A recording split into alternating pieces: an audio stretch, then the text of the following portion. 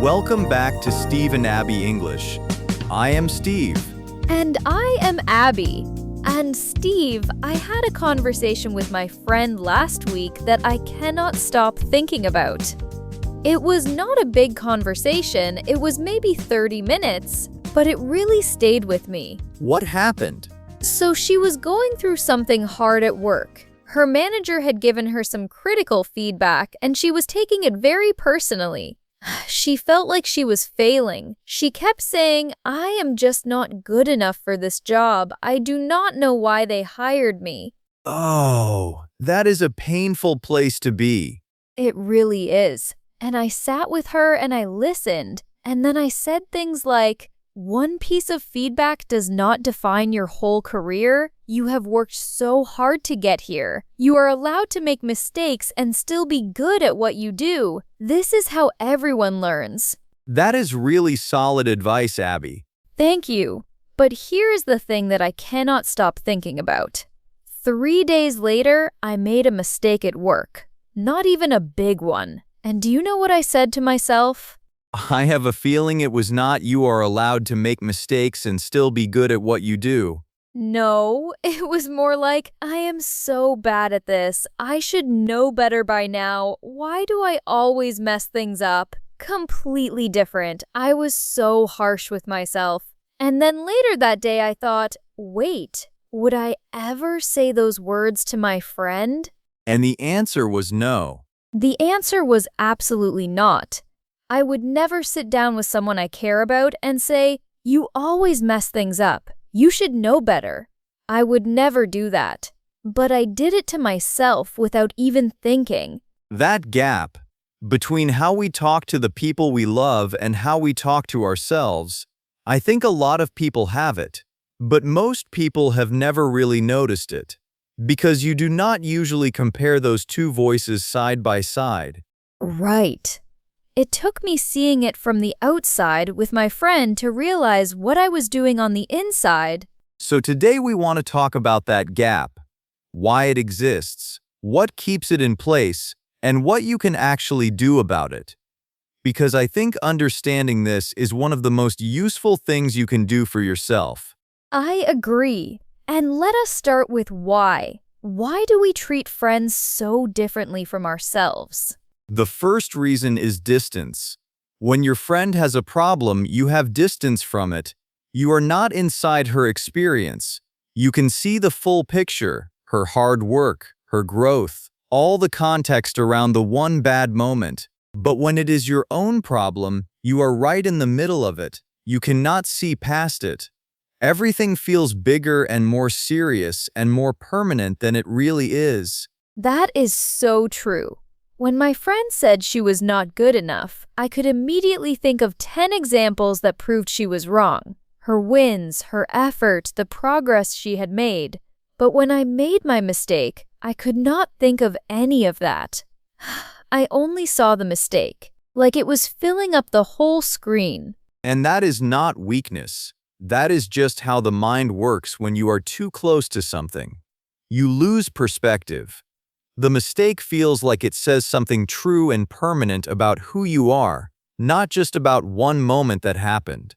So distance gives you clearer thinking. It does. And the second reason is judgment. When a friend comes to you with a problem, you are not in judge mode, you are in support mode. You want her to feel better and get through this. But when it comes to yourself, there is often a very strict inner judge, a voice with high standards that does not let things go easily. My inner judge is really strict, stricter than I would ever be with anyone else. And I think I always assumed that was a good thing. Like, having high standards for yourself is good, right? Having high standards is one thing, but the way that judge talks is usually not about high standards. It is about shame. There is a difference between "I made a mistake, here is what I will do differently," and "I made a mistake, I am the kind of person who makes mistakes, something is wrong with me." Oh, the first one is useful, the second one just makes you feel terrible. And the second one usually comes from a long time ago, from experiences where mistakes were treated as a reflection of your worth as a person. where you had to be better, do more, not mess up. Over time, that becomes a habit of self-criticism that feels completely normal, even when it is not helpful at all. So the harsh voice feels familiar, and familiar feels correct. Exactly. And research is very clear that self-criticism does not actually improve performance. It creates shame and anxiety, and those feelings get in the way of learning and trying again. You spend energy managing those emotions instead of solving the problem. Wait, so the mean inner voice is actually making us worse? Not better? Yes, people who are very harsh with themselves after a mistake tend to stay stuck in how bad they feel for longer. People who can be kind to themselves after a mistake tend to move on faster and actually try harder next time, because they are not carrying as much shame. That is counterintuitive, because I always thought being hard on myself meant I cared about doing well. Caring about doing well and being harsh with yourself when you fall short are two different things. You can have very high standards and still be kind about the process of getting there. Okay, you said there was a third reason. Yes, and this one is the one that hit me the hardest when I first heard it. The third reason we treat friends better than ourselves is that we believe we deserve it less. We believe our friends deserve kindness because they are good people who are doing their best in a hard situation. But somewhere deep down, we are not always sure we deserve the same thing. That is hard to hear. It is, but think about it. When your friend messes up, you think, she is human, she tried. This is not who she is. When you mess up, do you think the same thing? No, I think I should have known better. I had the information. I had time. I had no excuse. So the harsh response feels like it is appropriate for the situation. Like you earned the criticism. Yes, exactly like that. But here is what I want you to notice. That is still a double standard. You are giving your friend grace because she is human. You are denying yourself grace because you hold yourself to a different standard than you hold humans. When you say it like that, it sounds a little strange. It is strange, and it is also very common. Many people operate with this quiet belief that everyone else is allowed to be imperfect, but they personally are supposed to have it together. And that belief creates a lot of suffering that is completely unnecessary. So how do we start to close that gap? That gap between how we treat others and how we treat ourselves. There is a simple tool that I really like. It is called the friend test, and it goes like this. The next time something goes wrong and you notice that harsh inner voice starting up, the "I always do this, I am so bad at this, why am I like this" voice, you pause, and you ask yourself one question. What would I say to a good friend right now if she were in my exact situation? Just imagine it is your friend, not you. Yes, and almost everyone finds that the answer comes very naturally. You know exactly what you would say. You have done it before. You have sat with people and helped them through hard moments. That kindness is already inside you. The only difference is turning it toward yourself. Right. And then the second step is say those words to yourself, out loud if you can, or write them down.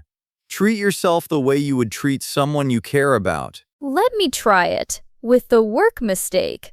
What would I say to my friend if she had made that mistake? What would you say? I would say, okay, it happened. It is not the end of the world. What can you do now? One mistake does not erase everything you have done well. You are going to learn from this, and you are going to be fine. And does that sound like letting yourself off the hook? No. Actually, it sounds useful, like it gives me somewhere to go.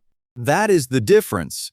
The harsh version gives you nowhere to go. It just makes you feel bad and stay stuck. The kind version gives you a next step. It moves you forward. I want to be honest about something. When I try to say kind things to myself, it sometimes feels fake, like I do not really believe it. That is really normal, because you have been practicing the harsh version for a long time. The kind version is new and unfamiliar. It feels a little wrong at first, like putting on a coat that does not fit yet. But with practice, it starts to feel more natural. So it is a skill, not just a decision. Yes, self-compassion is a skill. You develop it by practicing it, not by deciding to feel it. And even if you do not believe the kind words fully the first time you say them, saying them still has an effect. Your nervous system responds to the tone of the words, even when your brain is not completely convinced. Okay, I am going to try the friend test this week. Every time I notice the harsh voice, I am going to stop and ask what I would say to a friend, and then say that to myself. And one more thing I want to leave everyone with. The way you speak to yourself is not fixed.